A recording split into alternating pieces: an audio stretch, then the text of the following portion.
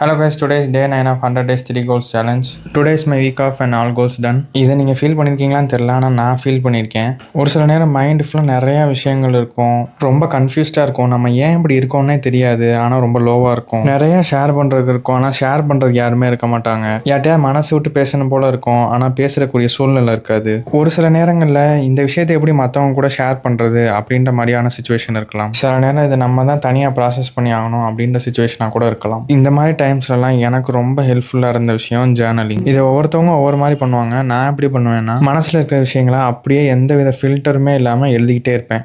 எந்த அளவுக்குனா மைண்டே எம்டிஆர் அளவுக்கு எழுதிக்கிட்டே இருப்பேன். சில நேரம் 1 மணி நேரத்துக்கு மேலெலாம் எழுதியிருக்கேன். ஆனால் எழுதி முடிச்ச பிறகு ஒரு கிளாரிட்டி வரும் பாருங்க. ஜேர்னலிங் நம்ம இமோஷன்ஸை ப்ராசஸ் பண்ணுறதுக்கு ஒரு சயின்டிஃபிக்கலி ப்ரூவன் பவர்ஃபுல்லான டெக்னிக் தான். நான் எழுதிட்டு எல்லாத்தையும் டிஸ்ட்ராய் பண்ணிடுவேன். நீங்கள் பாட்டுக்கு என்னத்தையாவது எழுதிட்டு வீட்டில் மாட்டிக்காதீங்க. இன்னைக்கு சும்மா நோட்ஸ் எடுக்கிறதுக்காக ஒரு ஜேர்னல் வாங்க வந்தேன். இங்கே ஹைதராபாத் ஸ்டேஷனரி ஷாப்பில் சிவகாசி ப்ராடக்ட் ஒன்று இருந்துச்சு.